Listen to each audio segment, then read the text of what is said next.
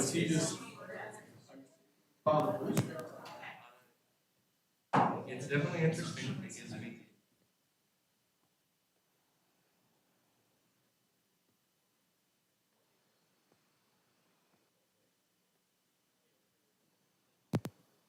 By doing it this way.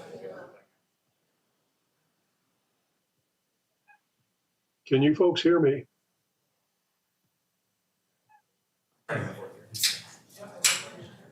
Yes.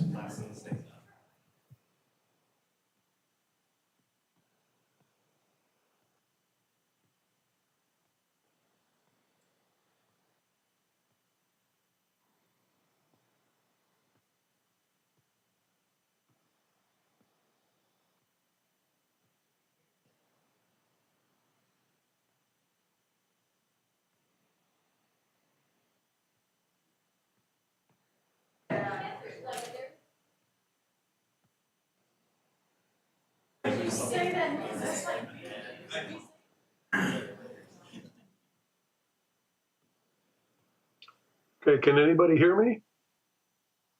Counselor Kopczynski, we can hear you. Okay, because the sound is cutting in and out pretty voraciously. Nobody has their mic turned on, so that's just ambient noise of the room.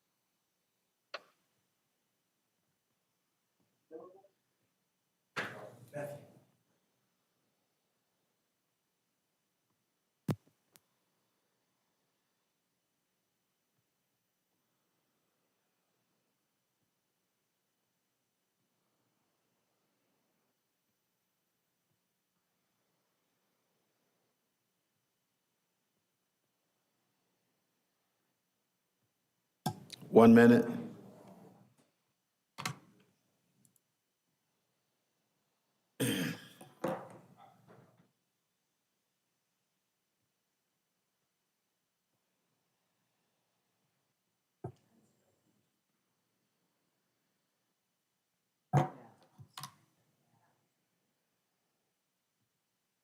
Good afternoon. I'd like to welcome you to Albany City Council Work Session, January 22nd at 4 p.m. at City Hall. I'd like to call the meeting to order. Can we do a roll call, please? Sure. Yes, sure. Mayor Alex Johnson II. Here. Councilors Newton, Present. Novak, Here. Montague, Here. Kopczynski, Here, McGee, and Smith. Here. 5 counselors present, Your Honor. Thank you very much. Councilor McGee has an excused absence this evening. Is there business from the public, Gabe? No. No business from the public? Would anyone in the chambers like to?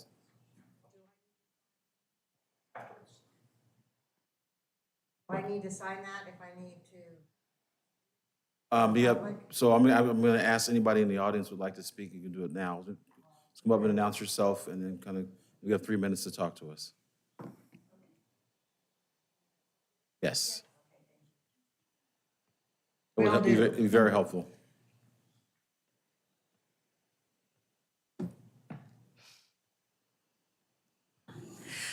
Hi, my name is Sharon Dubow, and I live off Broadway Street on Lincoln Street in Albany. And I had an upsetting incident happen to me on Saturday. And I have contacted several of you, and I have heard back some, but I felt that it was very important for me to come to this meeting as a member of the public. On Saturday, I was in my home, and there was still some ice around, but it was pretty good out. And there was a van that pulled up to the power pole and started doing some stuff. And I didn't really think a lot of it because there have been a lot of power outages and all that, even though there haven't been any problems in my area. But I got really alarmed when he started using a hand drill and drilling in my driveway. It was very upsetting to me, actually. And I went out and asked him for identification, which he had none. And I asked him to quit drilling, and he did. I took pictures of it and sent it to Counselor Kapinski, and hopefully I'm saying that right. And I did contact a couple of you and did hear back from the city manager that there's a subcontractor and they're not communicating well with people. I received no mail. I received no knock on the door. I received no door tag, no communication at all. And while they did stop immediately when I asked the person to stop, it was still very upsetting, not having any communication. May I ask a question? So I want to acknowledge that I did get your email, and you are on my call list. So- It's okay. And I forwarded your message to the city manager. So That's he's on- okay. Yeah, so, and I'm just curious as to whether this was Ziply. more than likely it was. So yes, we are addressing that with Ziply. And I will also, one of us will send you a link to their actual site, so you can file a report with them as well, but we'll address it with them. I have heard about them online, and just so you know, I called the police non-emergency number. They said they've had many complaints, and they referred me to you guys, which was helpful. And I did try to call Ziply and people can't call places like that. And got stuck in a loop, and then somebody called and couldn't hear me. And anyway, it was very frustrating, kind of scary, truthfully. It was on a Saturday, and not okay.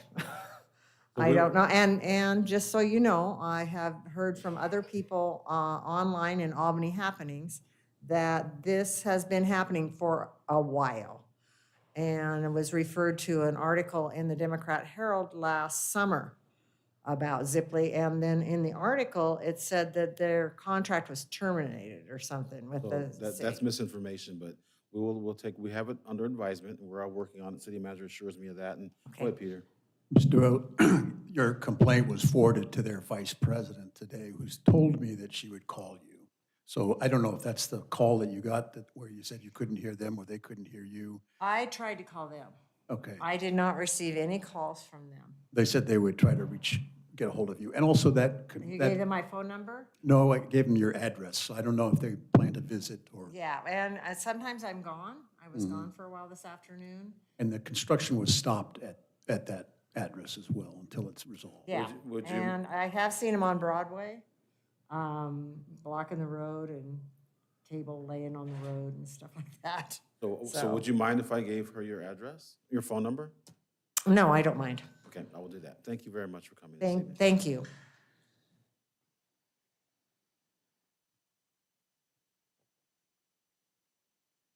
that it for business from the public? Is that it from business from the public? Okay, thank you. Next on tonight's agenda is private property impound towing rates. Compliance Officer Christian Dell, page 2 through 4 of your packet.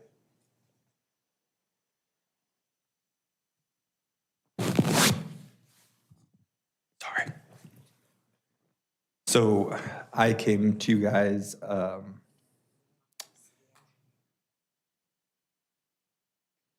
December 13th of last year to have this rate adjusted. I did not realize that I was working off my original document. When we first brought this forth in 2017, the impound rate schedule was set during a council meeting. So they wanted to adjust the rate and then they voted on it. Well, my records didn't have that, so I was working off an old one. So once I sent these out to the tow companies, a couple of them responded back asking about the hookup fee and why it had lowered where everything else had risen. And that was a mistake. So really the request here is to bring the rates highlighted, the hookup ones, the release on site, and the hourly rate back to what was set in 17, because those groups were never supposed to be changed in the first place. That was my fault for working off the wrong form. So I just wanted to get that corrected. Council, any questions? Go ahead, Counselor. So I guess this is just a general process question, and it looks like our city manager stepped out, but maybe Dwayne. some of the staff can help answer this question. I've noticed that we've had a couple errors recently that we've had to vote to clean up some errors that have happened. I'm just wondering if, when that does happen, are we doing, as somebody who does process improvement for a living, are we doing root cause analysis and making sure that, in the future, we're catching those kinds of errors before they come forth to city council? Is that some part of your guys' process when an error does occur? Usually I do, yes. This is my first rate ever that I've done since I've done this job, so I'm assuming that's where my mess up was. I didn't go back to the resolution actually itself. I just pulled up my working files, which the whole document was passed, but with these adjustments that weren't in my document. So I don't know what he would tell you on the other people. Okay, thank you.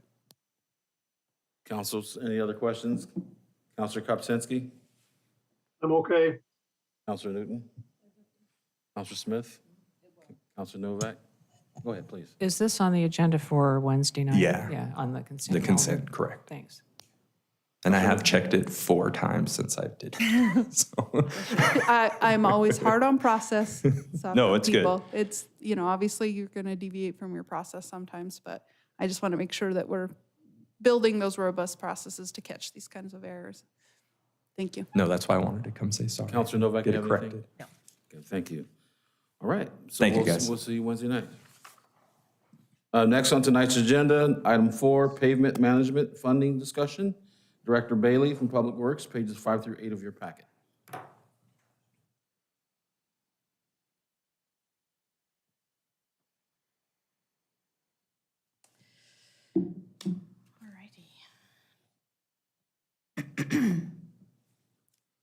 Oh, we had this discussion. Just 1 second while I share my screen.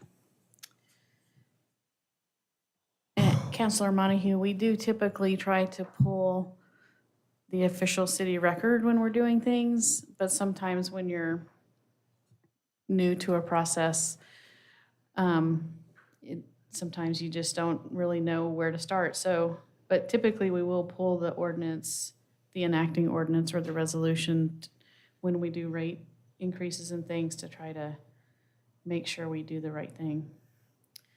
But we do miss things occasionally. Okay. All right, well, good afternoon, Mayor and Council, and here we go again. So this is another presentation on street funding. This is the 4th presentation in this series. And today we're gonna very quickly review what we've covered so far.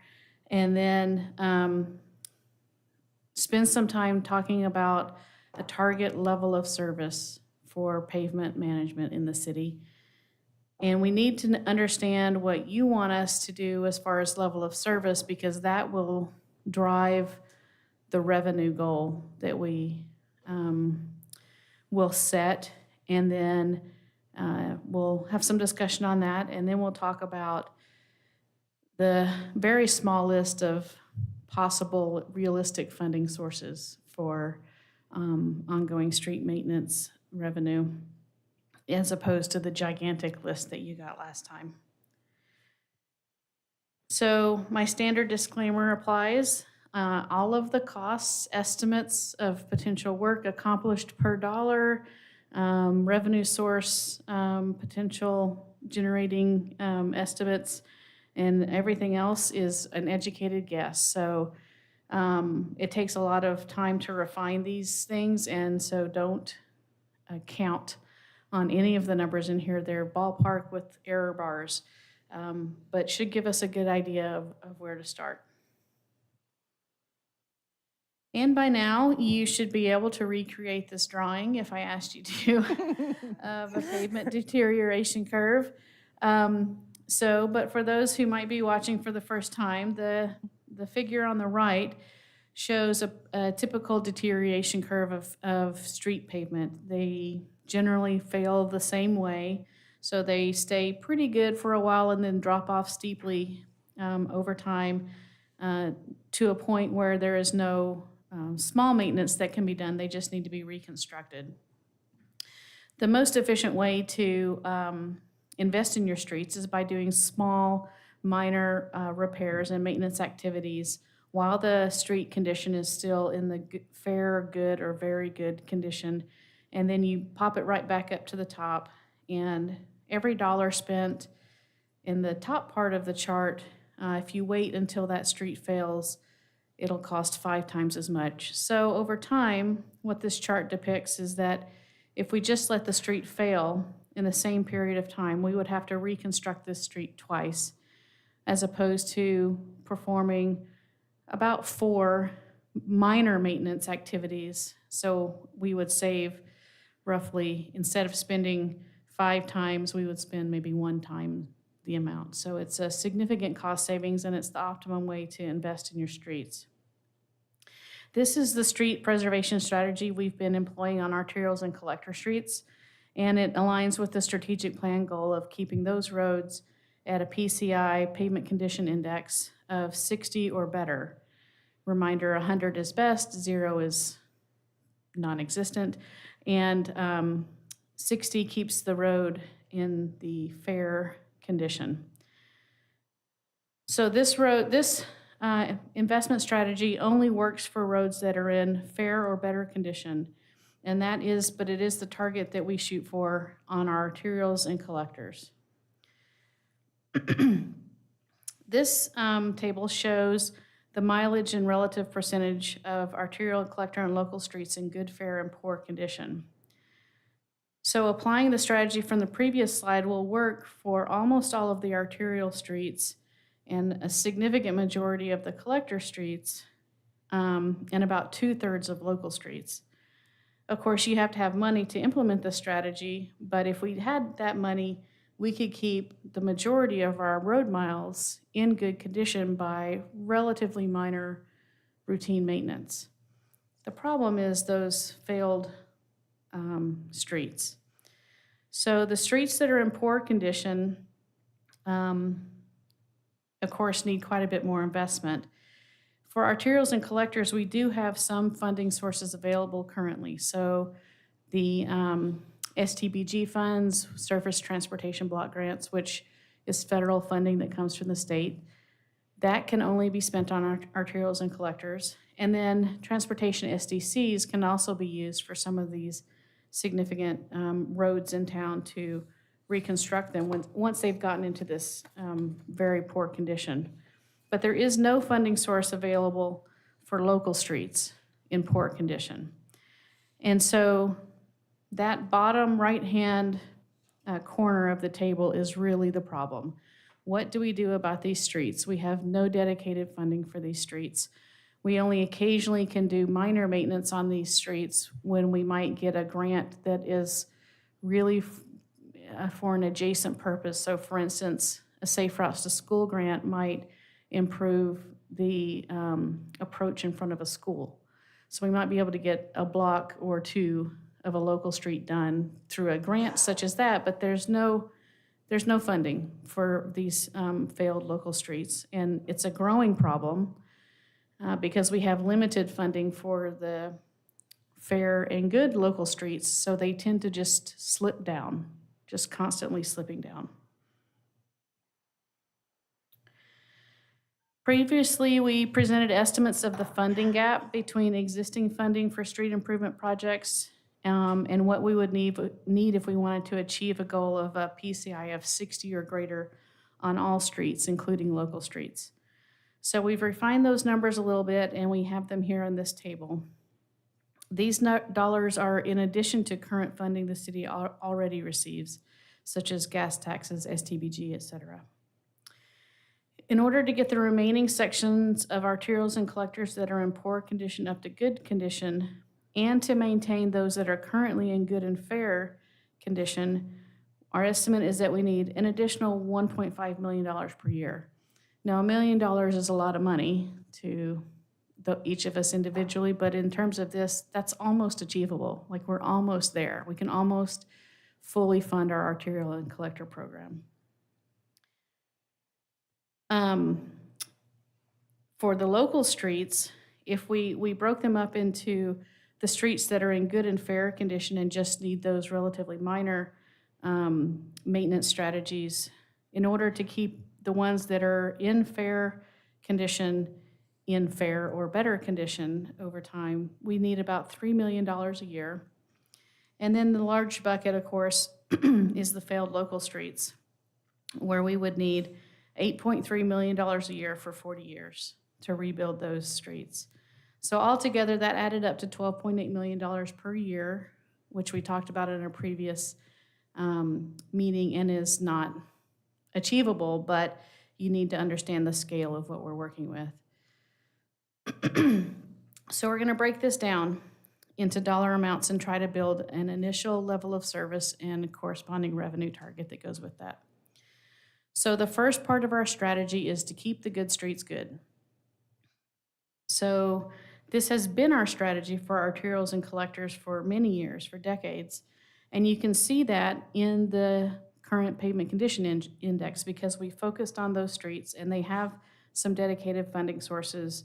Overall, the condition of arterials and collectors is pretty good. Our proposal is to apply this strategy to local streets as well. And in order to do that, we need more annual revenue. But if we don't start implementing this part of the strategy, then we'll have even more local streets in the poor and failed condition. The dollar amount for this, keeping the good streets good, is about $4 million a year in additional revenue. And our theory is the first thing to do when you've dug yourself a hole is to stop digging. So this will keep the local streets that are failed from growing and growing and growing. So that's our first strategy. The second part of the strategy is dealing with the arterials and collectors that are in poor condition. So we could create a bond package for these streets. So general obligation bonding is a good way to generate the revenue that you need for a targeted set of projects, especially projects that have a community-wide benefit, as we discussed at one of the previous meetings. The challenge that we see with a bond package right now is that the sections of arterial and collector street that have failed are not, well, they're not really charismatic, I guess is one way to say it. They're not super great sections. So if you think about one of the sections is Main Street between Santiam Road and Santiam Highway. Can you picture that in your mind? Maybe not. I can picture it because I just drove by it this weekend. So that's a little bitty section of collector that needs to be rebuilt. It's not super compelling. The largest section of arterial and collector road that has failed is Ferry Street between Queen and 34th. Now, a lot of people probably take that road, but it's an industrial, commercial area. There aren't, I don't think, any residential properties on that section, and the people who vote for bonds are people who live here. And so it's hard to get a whole lot of support for that road because who's going to really benefit from it? Maybe the people that own businesses there. Maybe some people will feel compelled to vote for it. But it's not a huge draw like the last successful bond we had where you had something like 34th Avenue, which is a significant road that a lot of people use. So building a bond package is not really our recommended approach for these small sections of roads that are left. And there's a real risk of putting together a bond package, putting it on the ballot, having it fail, and then needing to go back to the voters and ask for something else later on streets with this bad taste in their mouth. So what we're recommending is to continue to prioritize these street segments in our existing funding sources and try to address them over the next 5 to 10 years through existing funding for collectors and arterials. And then if we end up not being able to make progress, we can always come back and discuss a bond in the future. Council can certainly tell us that you would like to do something different, but that's our recommendation for this group of streets. The third and final part of our funding strategy is to begin to address the failed local streets. We have never, as far as I am aware, in Albany, intentionally addressed failed local streets. So we're asking to change the level of service that we're delivering to the community to try to address these streets. So the need here is huge. If we wanted to fix them all this summer, we would need over $330 million. Okay, so that's not going to happen. So, but our concern is that we don't include some approach to try to begin to address these streets, then we won't generate public support for whatever we do because people want their streets to be fixed. So we can't get all of them done at once, and it might take years and years and years for us to get them all done, but we feel like we need to start. So this third part of the strategy would be to include, as part of our revenue target, a certain set amount of money each year that would be dedicated to reconstructing failed local streets. You can pick any annual revenue target you want from $1 to $330 million. And we'll talk about where we propose to start later. But we feel like we need to start somewhere. So that's the third part of our strategy.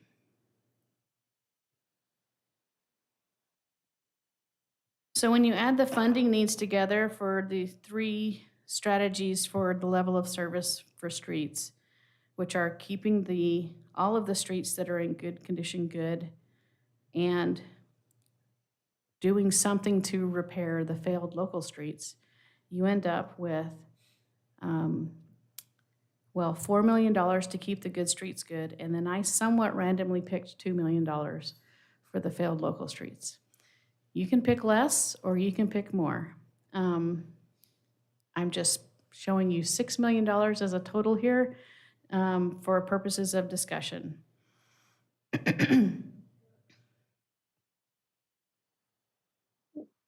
Director Bailey, Yes. I guess my question is, regardless of the amount that we pick, there are going to have to be decisions made or something as to which specific local streets would get addressed first. Would that require a relook from top to bottom as to which streets are worst of the worst, or how does that process evolve over time? Who makes those decisions? Yeah. Good question. So we can, this would be sort of a stepwise process. If we can get this new additional funding established, then we would develop a pavement management plan. This is very common. A lot of cities have them. And my suggestion would be to build it on some sort of cycle, a 5-year cycle or a 10-year cycle, where we come back and report to the public and the council what we've accomplished. You can strategize how to use your limited funds different ways. We can start with the local roads that are 0 on the PCI scale and go up from there. Or we can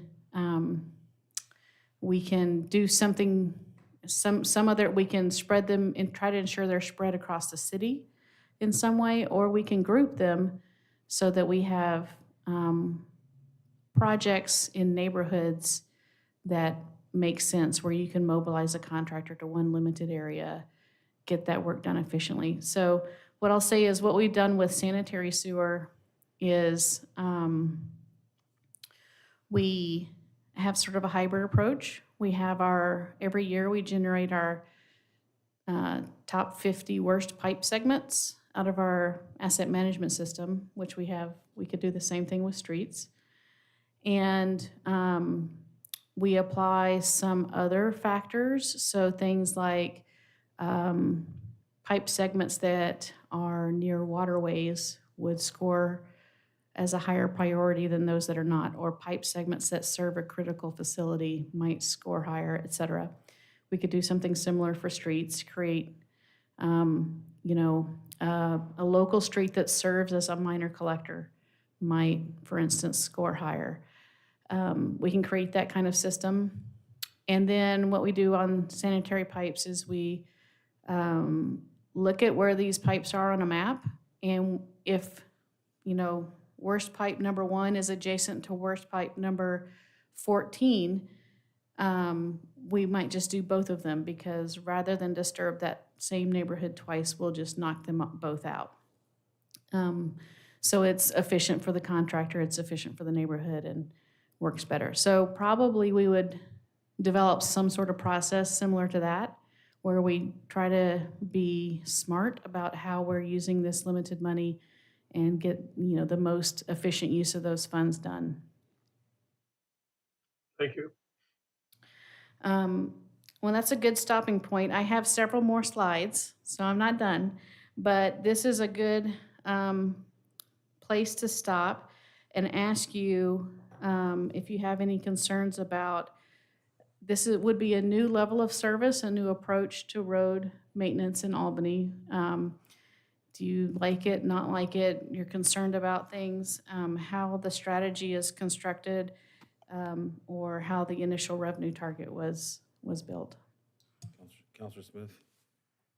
I liked what you just said, this being a new approach to road maintenance from what we've had before, because what we've had has been nothing. We're starting at ground zero, sort of. And the number of complaints that we all receive about street maintenance would, to me, says that do something. Right. So doing something is what we're trying to do here.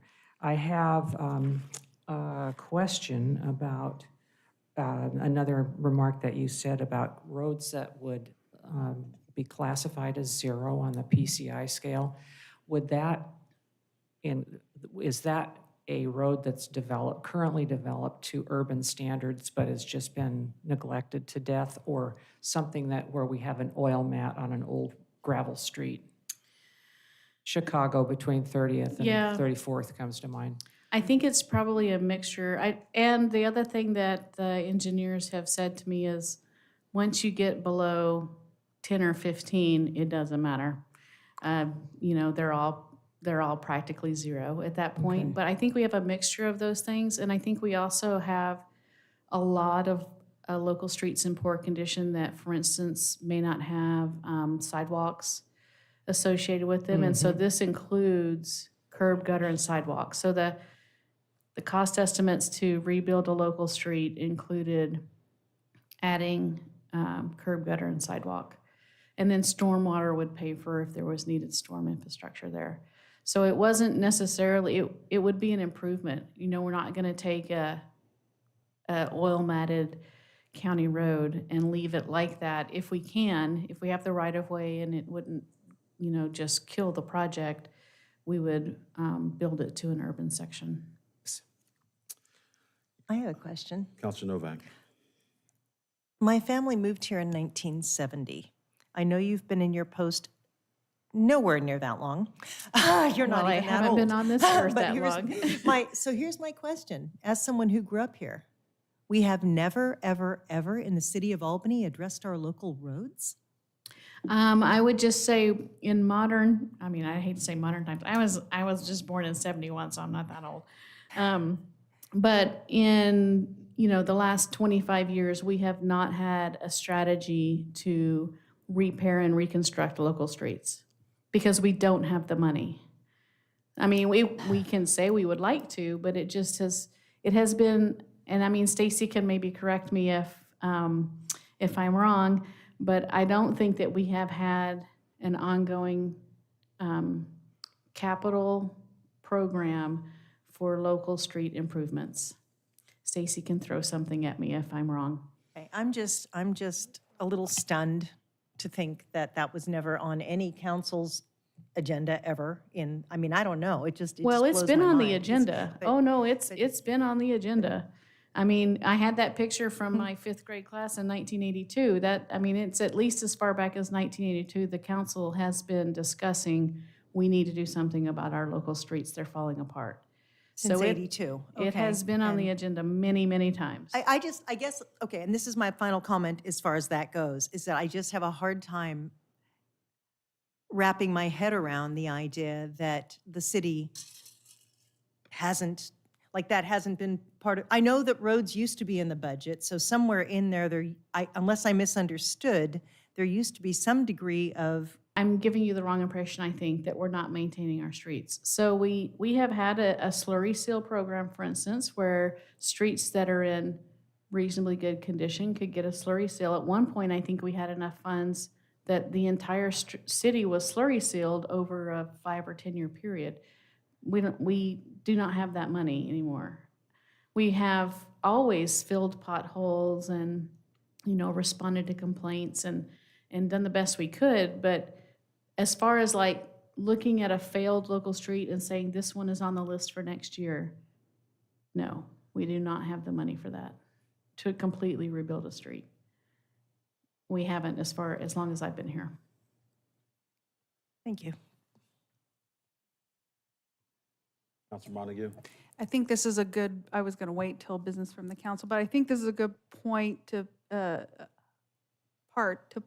point out that Matt, our lovely web guy, has put together a page on our website with the summaries going back to, I think it goes back to 2016, of all the conversations that city council has had, videos of us talking about it, or previous councils talking about it, and the presentations and memos. So if for anybody who's curious and has some time and wants to dig into that, all of that information's there. Like you said, the conversation's been happening. We just haven't ever found a solution or been able to pass any sort of funding or get any funding, aside from, like you said, the places where, local roads are intersecting with schools. We have been able to get some funding. I know that the street over by my house on Hill got redone because it is in front of a school. That was a terrible road. So grateful for that money, but that's the only time we've had funding, from what I understand, to do those local roads for a really long time, so. Go ahead, Councilor Smith. One additional comment. Albany is more than twice the size it was when I moved here. And in that time period, we've been through, well, obviously, that's generated a considerable growth in residential areas and the streets that go through them. The highest concentration of streets are local streets. They're shorter, they're closer together, lots of people drive on them. In the time that I've lived in my street and my house were 4 years old when I moved into it. My street has been slurried twice. That's ancient history now. It's beyond slurry redemption. It would be a collector street, that is the main street through our subdivision, is full of potholes. And they get patched and then they pop out and they get patched again. It's beyond being saved now by any patching means. So that's happening with all of the growth that happened in those years. Those streets, like my streets, are wearing out. And there's that much more traffic on them. It makes sense that suddenly this is a big deal, and suddenly meaning the last 10 years we've been talking about it. It's getting worse because we don't have a program, we don't have any money. Right. And So we need that. If you think about that deterioration curve, it's also that roads sort of like they're okay and you can tough it out, and then all of a sudden the bottom drops tipping out point, yeah. and they're just terrible. So, But Councilor one of the Novak? things, I'm one of sorry. the things that I had, my concern is that with the increasing number of delivery vehicles, the size of trash trucks, that's going to expedite, speed that process up if we don't get ahead of it or at least get started on it. And then more and more people are buying EVs. They're not a lot of people, but EVs are heavier than a small EV is heavier than a small regular, sedan or a compact car. So that's going to increase the wear and tear on the roads. And we've talked about the bond, and then Counselor Kopczynski talked about a gas tax, and, Ray talked about a gas tax. I know we've talked about, not this council, other than the first a couple meetings ago, but I know it's been talked about by previous councils, and I did look at the gas thing when I got gas the last time, and it said 0 for Albany for gas tax. Is that something that we could look at? We're going to get into that in my next set of slides Okay. in just a second. Yes, go ahead. Yeah. I think what you were looking for was a little bit of feedback. Right. So, one, I do like your, I like your thinking. It makes a lot of sense. I do like the revenue target. I do like the idea of keeping our good streets good. I think it's a good strategy. It's a step forward. It's something we've never done. And, I'm excited to hear your ideas as far as how we get that money. But I know this is a really hard problem, and I appreciate the thoughtfulness in this presentation and how you've thought through all of these different things. So I hopefully that gives you a little bit of feedback on. Yeah, what and you because really, and I talk about this with water and sewer and storm. I talk about level of service. If this is a really clear example, for years and years and years, the level of service for streets did not really include local streets. Like there was no standard, there was no goal, and so therefore it did not receive dedicated attention. Our proposal is to include local streets in the level of service for streets. That means it's going to cost more. If the cost ends up being too great for the council, and the decision is not happening today by any stretch, but at some point, if the cost becomes too great and the council can't support it, then we have to go back and trim our level of service that we're going to provide. So trying to provide some logic, this is very difficult and it's emotional subject when you're asking people to pay more. And so trying to provide some objectivity to how we're getting there, and we'll do that. So, okay, I'll keep going. Okay, so how do we pay for it? Okay, so I'm going to spend some time talking about 3 specific options to generate an annual revenue amount that would support that level of service. So first, this is the most uncomfortable and controversial option, but it gets floated around, and I think it's best to address it head on. And this is not a recommendation, but this is certainly an option. The council could choose to do this. So that is, what I'm talking about is to direct some general fund revenue. Specifically, I'm proposing franchise fee revenue to the street fund. This makes sense because, historically, as we've discussed, the general fund did participate in the costs of maintaining the street system. The most recent examples of that were transfers from the general fund to streets that paid for streetlights, and prior to that for general street costs. And then there was also a policy that dedicated a percentage of natural gas and electric franchise fee revenue to streets. Those things both ended many years ago.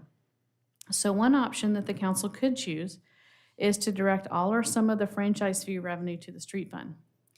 On the one hand, that makes its logical sense because franchise utilities are paying to occupy the city's right-of-way, which is managed by Public Works. They also physically impact the street service through trenching, vaults, and the weight of their vehicles. And the maintenance for all of that physical impact is paid for by the street fund, which receives 0 franchise fee revenue. On the other hand, the impacts of this decision would be very significant and would have to be managed. Any transfer of funds out of the general fund would have to be recouped in some way.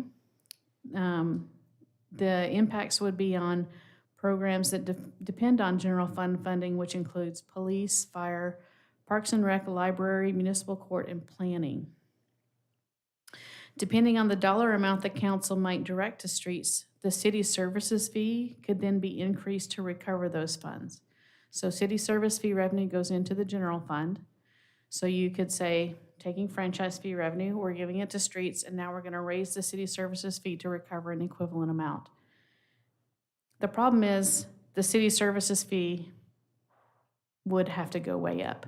If you wanted to give $6 million to the street fund out of franchise fee revenue, you would have to make a significantly large increase to the city services fee. And as a reminder, that's currently $9 for the typical single-family residential customer, and it's based on water meter size. So properties with larger water meters pay more.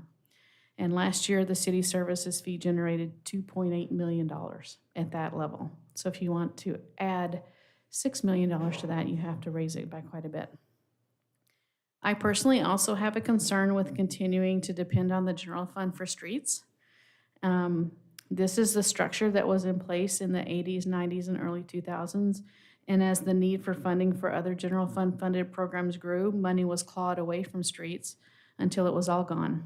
And there would be nothing to prevent a future council from doing the same thing. So this council could say, yes, franchise fee revenue should go to streets.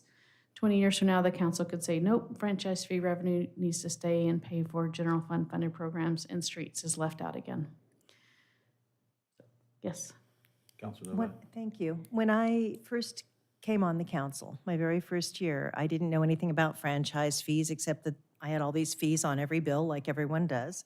And I remember talking to you about that. And unless I am severely mistaken, and I don't think I am, you had said that the reason that we have these, like I'm paying extra for public services or whatever, there's an extra fee, a franchise fee, is because they're big trucks right on our roads. So I have to give some money so that we can fix those roads because of the heavy trucks doing the work on them. So now I'm hearing that that's not the case at all. And none of the franchise fee money goes to, because Right. the cable people, they tear up the road. This is how it was explained to me, that this franchise fee money is going to help repair those roads. But it's The not. franchise fee is giving them permission, it's what they pay in order to use our right-of-way, our roads, our sidewalks, all of the right-of-way where they might have their Heavy trucks. business. In the case of Republic, the garbage in the garbage cans. The mistake is that revenue does not go to the street fund. That revenue goes to the general fund. Why was I, well, I mean. I may have in given you the wrong explanation- impression because it's very fine.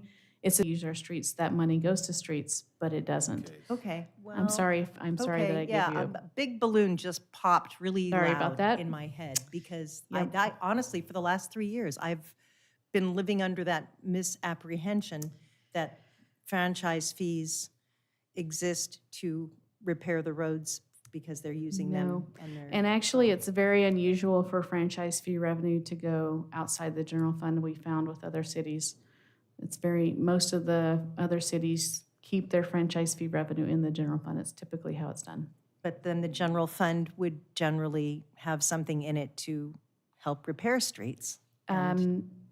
Not typically anymore. I think originally, yes. I think most cities paid for their streets out of the general fund because it was a general benefit. But as other things needed more attention, the streets, it's easy to just, we tend to just suck it up, and drive on a bumpy road. For better or for worse, that seems to be what happens. So that was going to be my question is, how are other cities That's my dealing with question this? And too. it sounded like Ask that as they're, well. that you're seeing that other cities are dealing with the same problem. Oh, yeah. Okay. And I think you weren't here for the last presentation, and I'll talk about it on the next two slides. Most cities of any size have a funding mechanism, either a gas tax or a utility for street maintenance, dedicated to street maintenance. Most cities do not use franchise fees. I think Lake Oswego dedicates a certain percentage maybe or dollar amount. This was in I can't remember, 4 weeks ago, but, and then I think it might have been Roseburg or another city that caps it at a certain percent. And that's it. So a utility fee would be something that the council could approve. Well, we're gonna get there, Mary. You keep getting ahead. Man, I'm going as fast as I can. Okay. Chris, can I just put in a Sir. plug for considering this, Councilor Novak, in the broader context of what measures 5, 47, and 50 have done in terms of pressure on the general fund? So councils that have preceded yours have grappled with that. How do we plug holes in the general fund? So they've had to look to sources like this to actually make those plugs happen. And I think that's why one of the first things that Chris led off with was restoring franchise fees where they should go, really, street maintenance. But then if you do that, she said, you're going to have to find a way to plug the hole that you create in the general fund. I understand. Did I hear you say, though, Director Bailey, that some of these other cities are using a percentage of their Yes. franchise fee toward the road? Because maybe we could use You certainly can. percentage, not a huge Yeah, percentage, but it is within your power to decide to do that. The challenge is there's no slack in the programs that are funded by the general fund right now. Like there's no leftover general fund money. So if you take, $1 million of franchise fee revenue out of the general fund, dedicate it to streets, you're going to cause cuts to programs that are currently funded by the general fund. Police, fire, Parks and Rec, library, muni court, and planning. That's why we had to put the city services fee into place. First place, yeah. Prior to the city services fee, there was a shortfall in the general fund that was causing programs and, people to consider layoffs and not fill positions. And we had however many vacant police and fire positions, and Parks was considering layoffs, and services were being cut and all these things. And so the city services fee was created to generate revenue to supplement other general fund sources. So if you take money from franchise fees I out of the general understand. fund, may I right ask back there, sure. another question? And Yeah. I'm going to preface this by saying, hopefully, everyone can hear loud and clear. I genuinely love and appreciate staff, all of you. So my question is, when we have to reclassify someone and they're getting a pay raise and back whatever, is that typically from the general fund? It depends on the position. So positions within those departments, planning, library, municipal court, police, fire, parks and recreation, unless there's other funding. So sometimes we might have police or fire gets a grant for a specific type of position. Maybe Parks and Rec does too. Unless they have specific funding, it's all general fund funded. Those are all general fund funded. Everything, all of the people, all of the materials and supplies, all of the things. Okay, hence my question, because whenever anyone comes to that desk and says, we have some people that we've added or we've discovered that they're not getting the same rate that somebody else is getting, or that they're doing a job that requires that they get more, and there is never an issue with there not being funding for that. And you just told me there is no leeway in the general fund. So there's no leeway. So that means that the next time someone comes to the desk and says, I'm asking you, council, to approve this change of pay raise or grade or whatever, there is no leeway. Am I understanding? Well, so what I would say is, number one, we aren't coming to you first with that idea. So first, we've vetted that need in the department. So it's entirely possible, I haven't asked them, that Parks and Rec or library or whoever has positions that they feel like should be raised more, or maybe they need to add additional positions because they have too much work that would be a cost. If they don't feel that they can pay that cost now and sustain it, they won't even bring that to you. That's not even coming to you. So the ones that you see have already been vetted and have run through finance, have run through Peter and HR, and we've all agreed we have the money now and we can sustain that into the future. Okay, I guess that's why I'm asking the question, though, because I'm having a hard time reconciling that there is no money at all in the budget to put toward our local streets. There's money, there's a consequence. Right, but Right.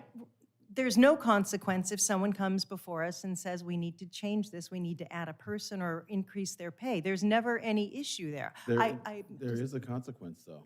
If somebody here in Albany is making, say, 40 grand a year, and they can pick up the phone or go online and find a job in Beaverton for 20,000 more or 10,000 more, they're gonna leave. Yeah, Fine. so I we want end up. money It's for our not fine. streets. Yeah, this It's is not why, fine. this is why it's so difficult. There are so many competing needs. So for instance, and we're going on about this, I apologize, but the collective bargaining agreements.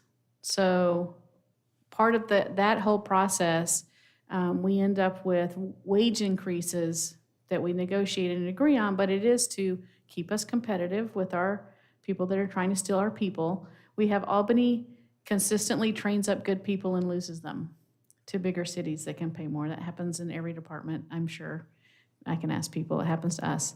So we want to keep our pay competitive, and there is a cost. So if the library needs to pay their librarians more, they have less money to pay their electric bill and buy books and, buy supplies for the children's room and whatever. The whole thing has to be balanced. So all of that work is happening outside of your view. And the only things that are being brought are things that have already basically been determined that we think we can sustain this. Doesn't mean that there's not an impact. It just means that we think we can manage it, I guess. So, can you go ahead? Yeah, sorry. Okay, next funding option is, I can talk about this forever. Next funding option on the list is a local fuel tax. So this would be a tax on gas and road diesel. And we presented last month, there are 32 cities and counties in Oregon that have a local fuel tax, and it ranges from 1 penny to 10 cents per gallon. Gas taxes require a vote of the public. One of the benefits of a local gas tax is the possibility to gather revenue from people who use our streets and buy gas in Albany, but are not Albany property owners. And this has come up multiple times. So this could be people who live outside the city but come to Albany for work, shopping, or other services. There's also the possibility of gaining some gas tax revenue from people on I-5 who might stop here for gas. And it also is directly paid by those people who are actually using and impacting the roads. So that logic of that appeals to a lot of people. On the other hand, gas taxes are regressive, meaning they impact low-income purchasers more significantly than those in higher income brackets. It's not super flexible. There's no real way to create a low-income or other discount program. And if the council wanted to change the gas tax or in any way, it would have to go out to another vote. So there's always a vote required when you want to change your gas tax. Our current estimate is that each penny of fuel tax would generate about $300,000, which is just an estimate and would need to be refined. So when you extrapolate that out to a $6 million revenue target, you get a super, super high local gas tax, How high? 20 cents per gallon. That's high. In addition to everything else. So, but it's an option. The third and final funding alternative I'm presenting is a new street utility or transportation utility. So this is also a very common funding option in Oregon. There are 26 cities in Oregon that have a transportation utility. The design of the transportation utility is flexible, but most likely we would use what are called trip generation statistics, which is generated by a nationally and internationally recognized transportation engineering manual. And the rates for each property would be based on trip generation data probably, and that correlates the property's use to its impact on the street system. So like other utilities, the council can direct staff to create discount programs for low-income households or residents. It's flexible, it can be phased in, and the council can adjust the fee at regular intervals, or for instance, you could build in an inflation adjustment. The use of ITE data somewhat indirectly captures this use of our streets by people coming from out of town. So for instance, if you think of your favorite large retail facility in town that is probably drawing people from out of town to come to that building, that property is going to pay their rate based on their trip generation potential, which includes all trips that come to that property. So you're sort of indirectly getting at people that might not live in town, but the property owner ends up paying the charge. There's a lot of work. All of these would require a ton of work, just to be clear, but there would be a lot of work that would need to be done to generate and design a rate structure. But a very rough, I feel very not confident about this number, but a rough estimate is that we would have a residential monthly charge of $14 to $18 would be needed to generate $6 million in annual revenue. That's very rough. Director, does that include apartments? Yeah, they would, so they would be, we would use that same trip generation potential, yeah. So we just always provide you the residential, single residential rate because it's sort of a bookmark. And then everything is sort of indexed off of that. Okay, so we've referred several times to the 1996 MERS Task Force, which was one effort to try to solve this issue. And 1996 was a long time ago, although I remember 1996. But there haven't really been any significant developments in the science of maintaining streets or available funding sources. So it's still relevant. And after many months of study, that group recommended several things. One was for the city to impose a fee similar to the franchise fee on our own utilities that use public right-of-way. So we've done that. Both water and sewer pay in lieu of franchise fee to the street fund. And then we're planning to add another in lieu of franchise fee for stormwater in the next budget cycle. The task force also recommended establishing a transportation utility. So after they studied this issue, they felt a utility was the best option for ongoing funding. Attempts to start a utility were made in 2003 and 2018, but it has never been done. The other recommendation was to use a series of GO bonds to do these major street reconstruction projects. We did successfully pass one bond, the second bond failed, and then we just didn't try again. So bonds are not always successful. But we have made progress improving our overall PCI of arterials and collectors because we've focused on that over the last 20 years. So our current staff recommendation is basically the same thing. We're recommending a transportation utility rather than gas tax or transferring a franchise fee revenue. We also support using GO bonds, but just not right now. We'd like to reserve the right to come back later when we feel like we have a good group of street projects that would be successful on a bond election. And then I want to talk about why we prefer the utility over the gas tax. One, the utility is more flexible, so the council can decide what to do. Counselor Kupczynski? Well, I'll wait until Chris is Okay. done and then. I'm almost done. So utility is more flexible because it's designed by the council by resolution and enacted by ordinance and then resolution. The council can make changes to it as you wish. A gas tax could be phased in over years, like the state just did that in House Bill 2017. So you could say a gas tax starting at 1 penny and ratcheting up to some amount. However, you couldn't further modify that without another vote in the future. So, and then the opportunity to create discounts or low-income assistance programs. And then the additional challenge with gas tax and a bond is anytime you put anything on the ballot, as soon as it has a ballot title, staff can no longer provide education or outreach or respond to really any questions about that because it's considered electioneering and it violates state laws. Councilor Smith knows this very well.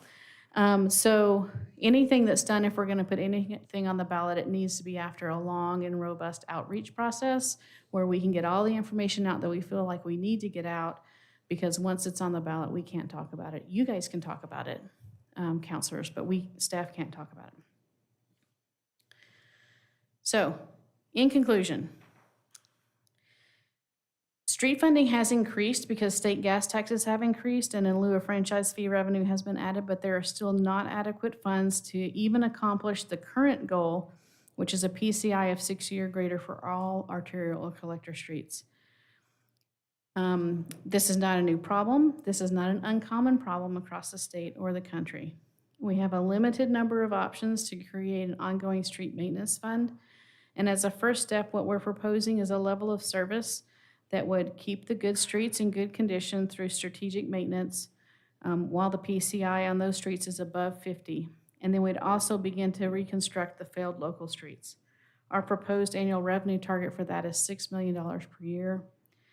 It could be more or less, depending on what the council wants. And the actual approach to the problem is up to you and should reflect and support the priorities and goals of the council and the community. So regardless, if you want to implement a new local funding program, the next step would be a significant outreach and education effort. And then even if you want to go out and have us do outreach on multiple options, we can do that and come back and decide. It'll take months, if not years, to build any of these things, so there's no immediate solution, unfortunately. And that's it. Counselor Kopczynski? Yes, thank you, Director Bailey. I really appreciate the hard work you put into this. It's nothing that hasn't been thought of over the years. The issue from my perspective is I really, really like the transportation utility option. All it takes is the political will of council to make that happen.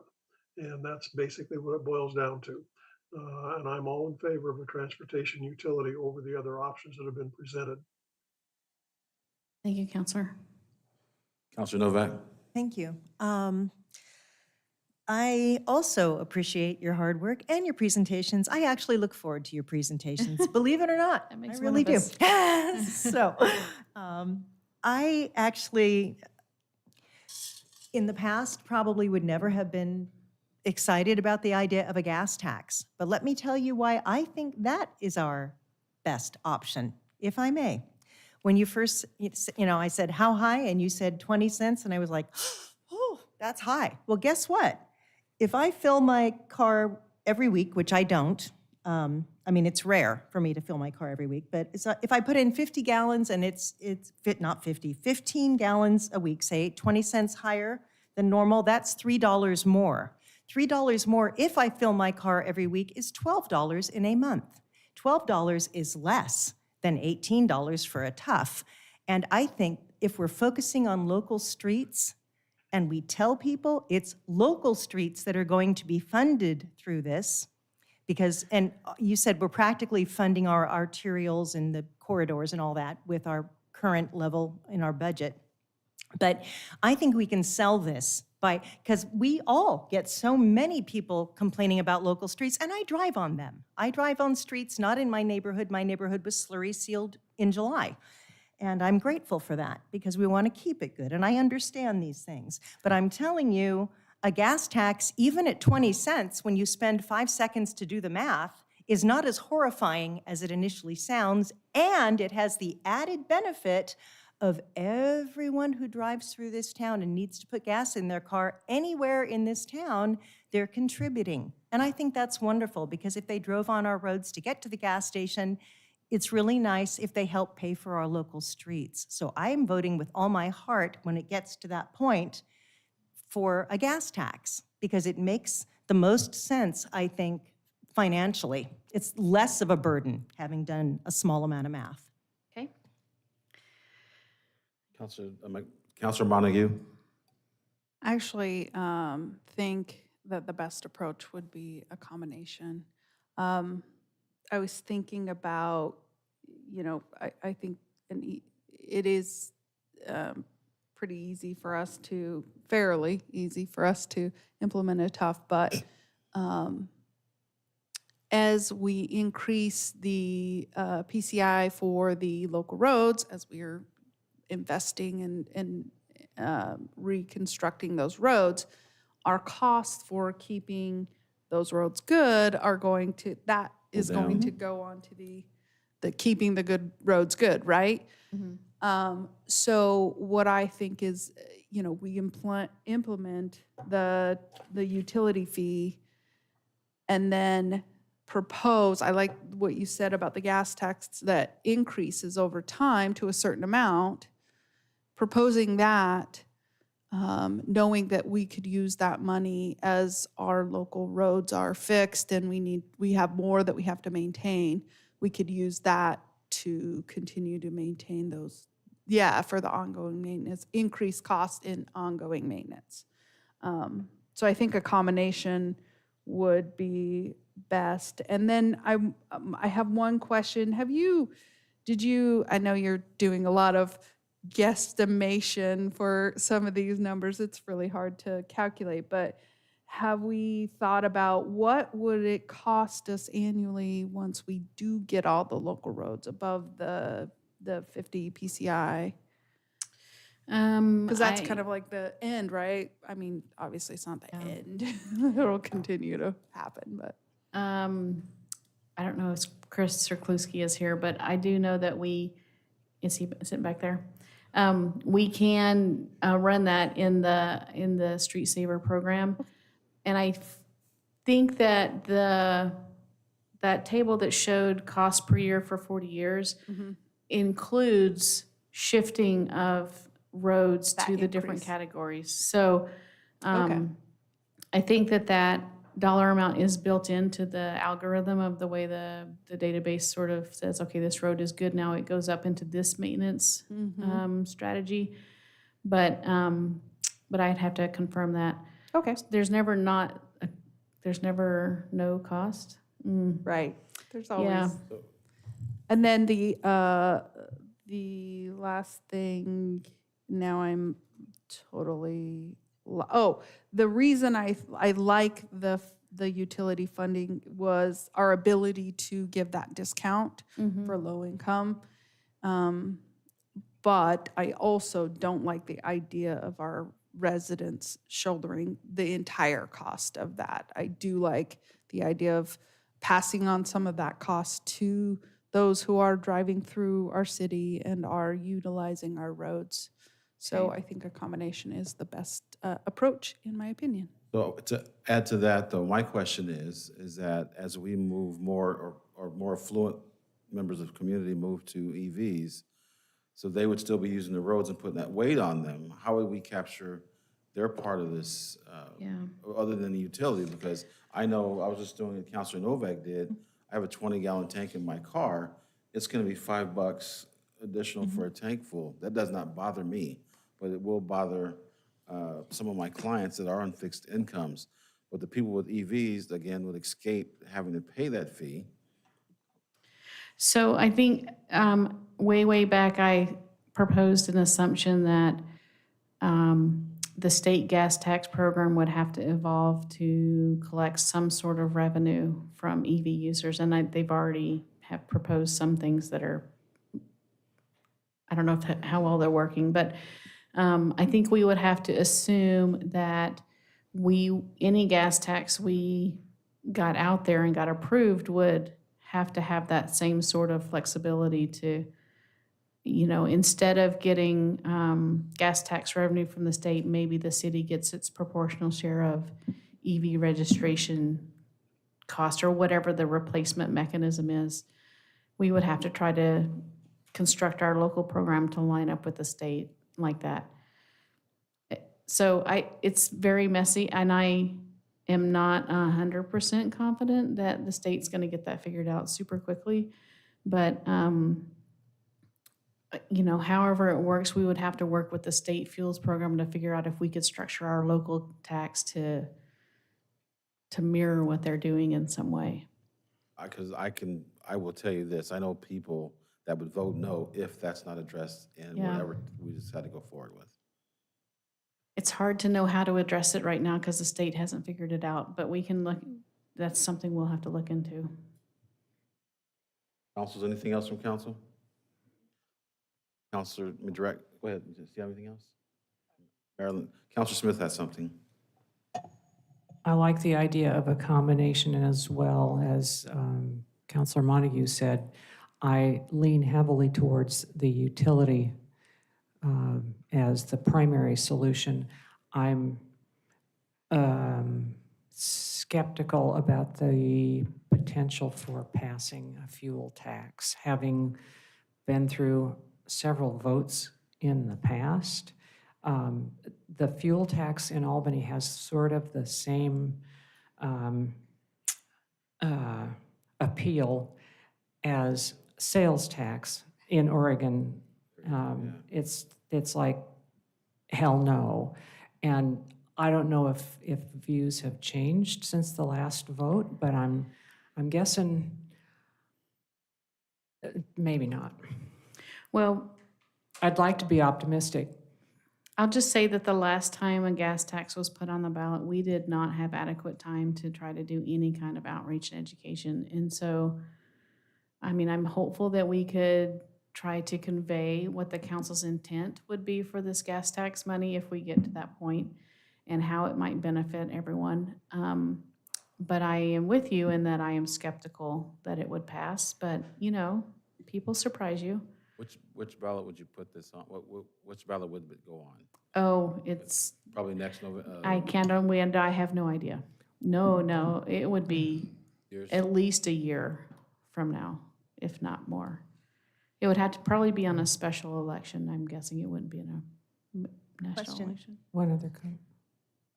So you all don't think that if people knew that this money that would be generated from a gas tax is going to fix their local street, like the street they live on that's full of potholes, or the ones you don't think that would be motivating to folks? Because with the folks that I hear from, I think that they would be motivated. I do I too. do. It just is 50.1%.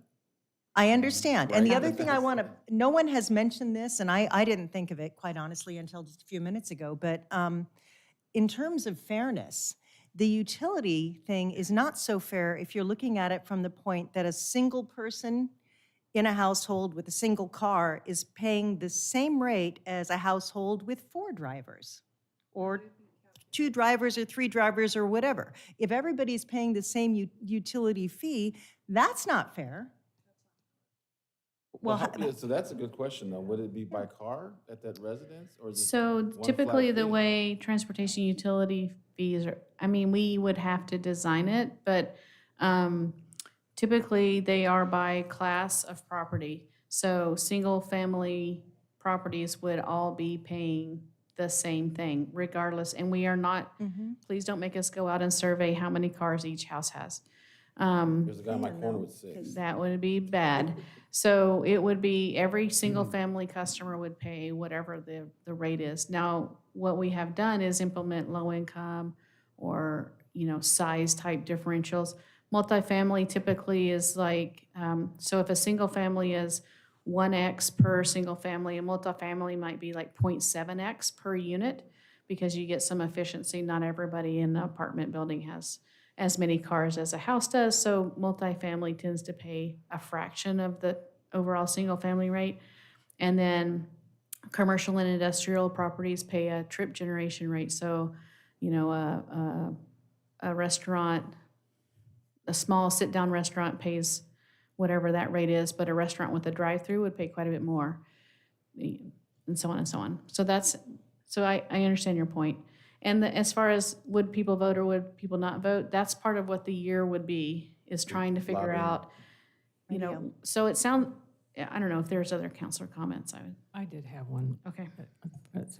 Addressing the general obligation bond option. One of the reasons that the 98 bond measure was successful, 2 reasons. There was a survey done ahead of time. What streets would you recommend? We had a nice long list of very bad streets and picked the top 5. That was well promoted ahead of time. And you're absolutely right about the gas tax. The last time was approved by the council, and then boom, it was on the ballot, and there wasn't any time for anything to be done really effectively. But a good strong list, the streets that people are familiar with and can see, and yeah, there's a lot of time ahead to prepare and promote and convince people that that's the right thing to do. But that still would be a special projects bond rather than ongoing money for ongoing maintenance. Go ahead. So council, you got something? I was just going to comment real quick, and Marilyn said one of the things I was going to say was the last time we went out for a gas tax, the council made a decision not to go and do an education, a public kind of a PAC or anything like that beforehand. And so it wasn't successful.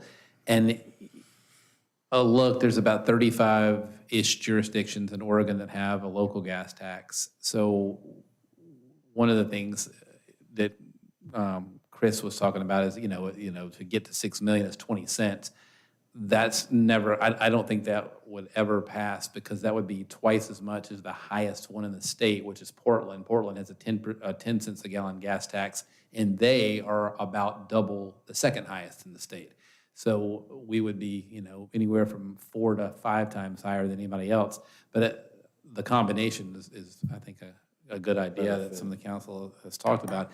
And then I just looked at some of the jurisdictions, and if you go south on I-5, and that seems to be one of the common themes, is the major roads. Like you go south on I-5, you have Springfield has a gas tax, Eugene has a gas tax, Cottage Grove has a gas tax. Going north, you don't really, Woodburn I think does, but you don't have them in you do in Portland, but I didn't see one in Salem.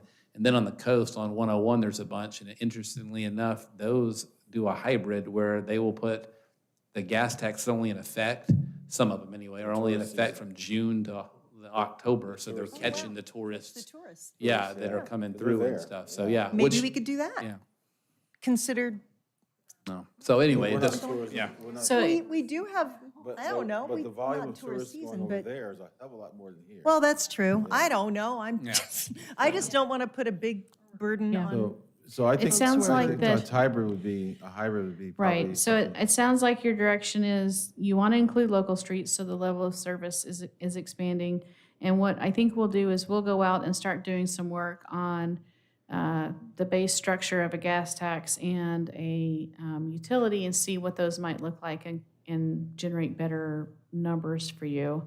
And concepts where you could dedicate one type of funding for one type of work and another type of funding for another type of work, as you've discussed. Thank you, Director. So we'll be back. Thank you for your hard work on this. Yeah, thank Right. you. Thank you. So next on tonight's agenda is business from the council. I'll start with Counselor Kopczynski first. I'm okay for tonight. Thank you. Counselor Newton. I just wanted to plug that I'm still looking for someone for the airport commission. I've had 2 people that would be interested, but the time of the meeting didn't work. It was during business hours. So there was that, and then I feel like I had one other thing, but I can't recall. Counselor Novak. Thank you. I just want to say publicly and on the record that I am sincerely and hugely concerned about Ziply. I don't know if we've entered a contract with them, but our city mission is about providing excellent services, and these people's business practices are appalling. If we entered a contract, I think we should pull out. This is horrible what they are doing, and I'm so against it. I cannot even say how against it I am, but I'm trying to say that now publicly on the record, in the notes, I hope. I am very against Ziply, and they have no business in our town. They ought not have no business in our town. There's enough competition without them. We don't need them. That's all I have to say. Thank you. Counselor Montague. I have a few things. I unfortunately spent the night in the ER with a friend who was having an episode on Friday night, and the staff at the Albany General ER was amazing. They took really good care of my friend, and I want to kind of publicly thank all of them. I did thank them as I left at 5 in the morning, but that was unfortunate. But because of them, it was a okay experience, and my friend is fine, by the way. Secondly, I want to appreciate staff. I had some questions about streetlights and timing and all of that. And anytime I have asked questions, I have received just an abundance of information.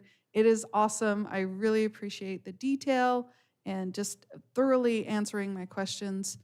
They are great. Appreciation across. And thank you for all the information we got during the ICE event. Social media was hilarious. It was very entertaining for me as I was stuck home. Thank you for that. And then so I was talking about this page and I didn't give the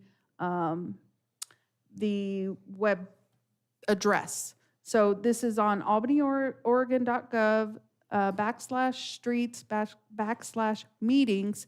All of the previous conversations back to 2016, I think is what I said, are on this page. So if you're curious and want to get up to speed on the conversation so far, go to that website. It has a lot of information and it's great. And then very lastly, I am looking for somebody for Human Relations Commission. So if you have a friend or somebody that you know who would be passionate about that, please have them reach out to me or just go to the website and apply under commissions. I think that's where it's at. I don't have it handy, or give me a call. Thank you. Counselor Smith. Thank you. As you know, I drive an all-wheel drive Jeep. People often ask me if I go off-road on it, and I say, no, I drive through downtown Albany.